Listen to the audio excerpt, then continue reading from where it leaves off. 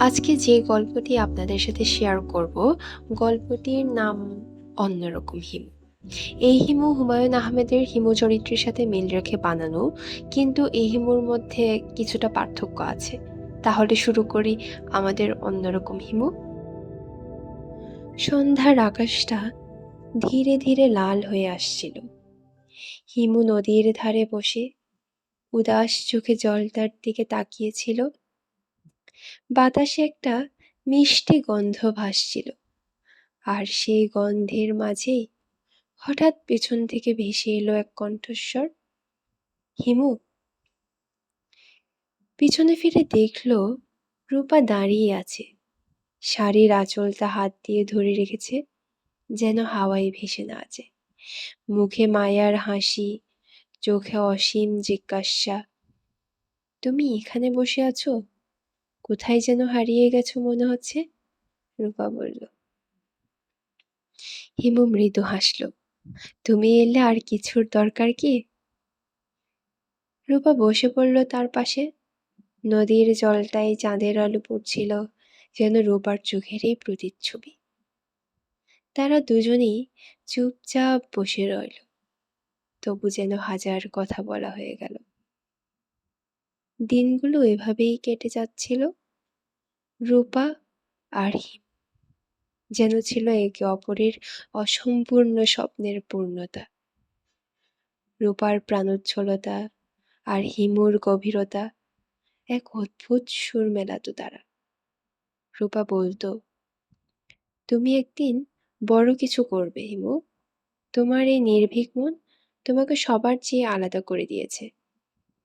আর হিমু বলতো, তুমি না থাকলে এসব কিছুই অর্থহীন রূপা।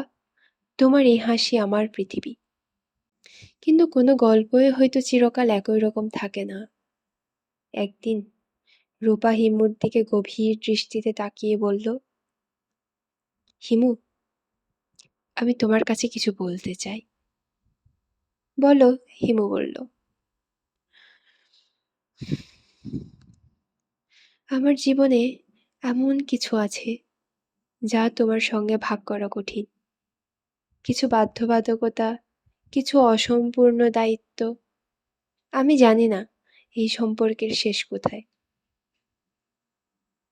হিমু হতভম্ব হয়ে রইল। তুমি কি আমাকে ছেড়ে চলে যেতে চাইছো রূপা? রূপা চোখ নামিয়ে ফেলল। চাই না, কিন্তু হয়তো একদিন যেতে হবে।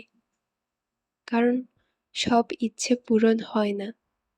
কিছু ইচ্ছে আমাদের সঙ্গে থেকেই কষ্ট দেয়, আর কিছু ইচ্ছে আমরা নিজে হাতে ছেড়ে দিই।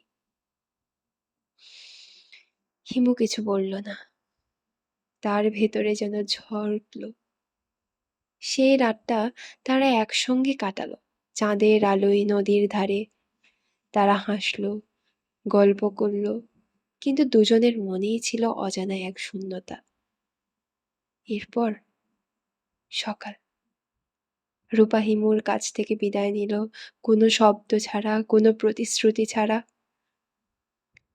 অনেক দিন পর হিমু আবার সেই নদীর ধারে বসে।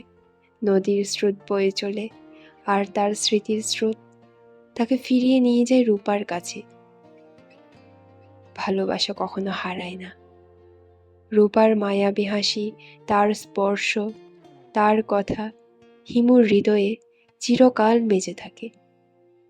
কিন্তু হিমুরা জানে, কিছু গল্প শুধু অসম্পূর্ণই থেকে যায়।